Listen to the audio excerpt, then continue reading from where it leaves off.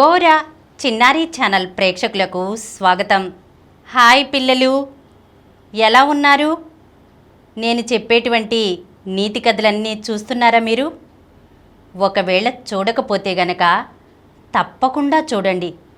ఎందుకంటే ఈ కథల్లో ఉన్నటువంటి నీతి మీ జీవితాల్లోనూ ఎంతో ఉపయోగపడుతుంది. ఎందుకంటే మనం తెలుసో తెలియకో కొన్ని తప్పులను చేస్తుంటాం కదా. తెలిసి చేయాలని కాదు, తెలియకుండా కూడా కొన్ని తప్పులనేవి జరుగుతూ ఉంటాయి కదా. ఆ తప్పుల్ని మళ్ళీ రిపీట్ చేయకుండా, అలాగే ఒకవేళ చేసిన తప్పుల్ని మనం ఎలా సరిదిద్దుకోవాలో ఈ నీతి కథల ద్వారా మనకు బాగా తెలుస్తుంది.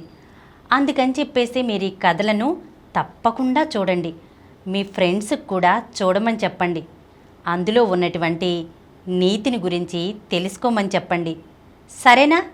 ఈరోజు కూడా నేను మీకొక మంచి నీతి కథ గురించి చెప్తాను. మరి ఆ కథ ఏంటో ఆలస్యం చేయకుండా మొదలు పెట్టేద్దామా? పూర్వం రామాపురం అనే గ్రామంలో మాధవయ్య అనే ఎరువుల వ్యాపారి ఉండేవాడు. రామాపురంలో చదువుకున్న వాళ్ళు చాలా తక్కువ పిల్లలు. అందుకని చెప్పేసి మాధవయ్య ఎక్కువ ధరకు ఎరువులను అమ్మి బాగా లాభాలు గడించేవాడు. ఒకరోజు మాధవయ్య కొట్టు మూసే సమయానికి ఎల్లయ్య అనే ఒక రైతు మాధవయ్య దగ్గరకు వస్తాడు. ఎల్లయ్య కూడా చదువుకోలేదు పిల్లలు. అందుకని చెప్పి మాధవయ్య దగ్గరకు వచ్చి, మాధవయ్య గారు నేను మొన్న ఊరు వెళ్ళాను. అక్కడ ఒక లాటరీ టికెట్ కొన్నానండి. ఒకసారి ఈ టికెట్ చూసి నాకేమైనా బహుమతి తగిలిందేమో చూసి చెప్తారా అని అడుగుతాడు. దానికి మాధవయ్య సరే అలాగే చెప్తాను అని చెప్పి ఆ టికెట్ చూస్తాడనమాట. నిజంగానే ఎల్లయ్యకు 5 లక్షల రూపాయల లాటరీ తగిలింది పిల్లలు. దాన్ని చూసి మాధవయ్య ఆశ్చర్యపోతాడు. కానీ ఆ విషయాన్ని మాత్రం తన ముఖంలో ఏ మాత్రం తెలియజేయనీడు మాధవయ్య. లాటరీ టికెట్కు ఒకవేళ ఏ బహుమతి తగల్లేదు అని చెప్తే గనక ఆ టికెట్టు తనకు దక్కదు. అందుకని ఏం చేయాలా అని చెప్పేసి ఆలోచిస్తాడు. అతనికి ఒక ఉపాయం తడుతుందన్నమాట. ఎల్లయ్యను మోసం చేద్దాం అనుకుంటాడు. అందుకని చెప్పేసి ఎల్లయ్యతో అంటాడు, నీకు 25,000 రూపాయల లాటరీ తగిలింది, కానీ అది నీ చేతికి రావాలంటే గనక చాలా తతంగం ఉంటుంది. లాటరీ కంపెనీ వాళ్ళకి ఈ విషయం తెలిసిందంటే గనక ఆ సొమ్ము నీ చేతికి రానివ్వరు. అందుకని చెప్పేసి నువ్వు ఒక పని చేయి, నాకు 2,000 రూపాయలు ఇచ్చావంటే గనక నీకు ఆ తతంగం అంతా నేను పూర్తి చేసి నీకు మిగతా డబ్బులు ఇచ్చేస్తాను అని చెప్పి అంటాడు. దానికి ఎల్లయ్య, నా దగ్గర 2,000 రూపాయలు ఎక్కడి నుంచి వస్తాయండి? మొన్నే కదా మీ దగ్గర అప్పు తీసుకుని ఎరువులు కొన్నాను. ఈ 25,000 రూపాయలు రేపొద్దున లాటరీలో వస్తాయి కదా నాకు.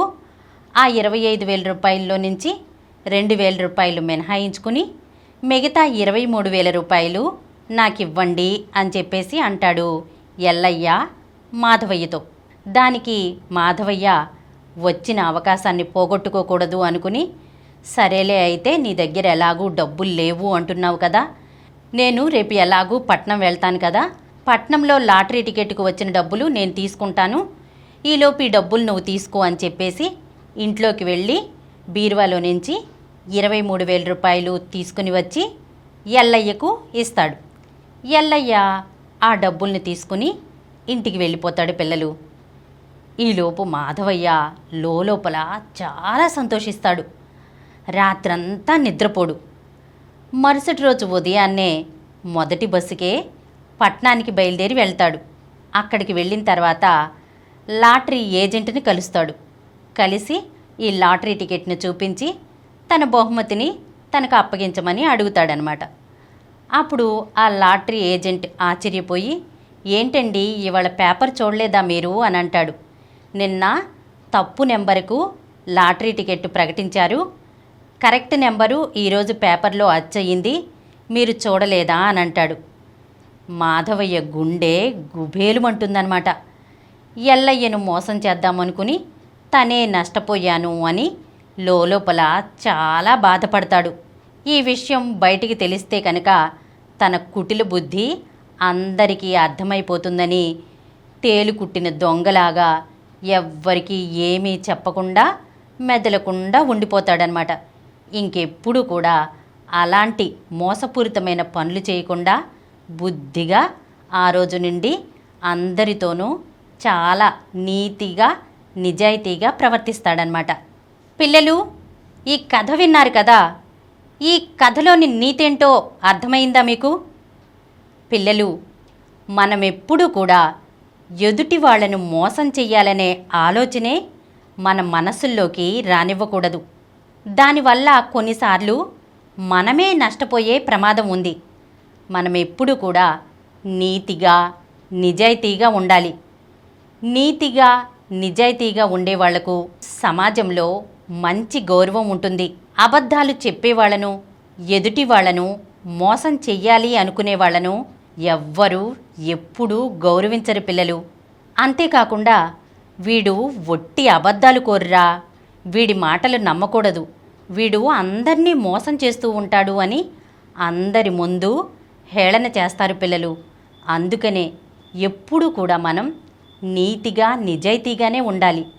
మంచి ప్రవర్తనను అలవాటు చేసుకోవాలి. ఇలాంటి మరొక మంచి నీతి కథతో వచ్చే ఎపిసోడ్లో కలుసుకుందాం. ఈ కార్యక్రమం మీకు ఎంతో నచ్చింది కదా? ఇటువంటి మరిన్ని వీడియోల కోసం అనతి కాలంలోనే 20 కోట్ల వ్యూస్ సాధించిన డాక్టర్ సమరం మల్టీ ఛానల్ నెట్వర్క్ సమర్పించు గోరా చిన్నారి ఛానల్కు సబ్స్క్రైబ్ చేయండి, లైక్ చేయండి, మీ ఫ్రెండ్స్కి షేర్ చేయండి. అలాగే ప్రక్కనున్న గంట సింబల్ని ప్రెస్ చేయడం మర్చిపోకండి. Please download Samaram Multi-Channel app and watch your favorite channels from your mobile. App available on Google Play Store and subscribe to the channels.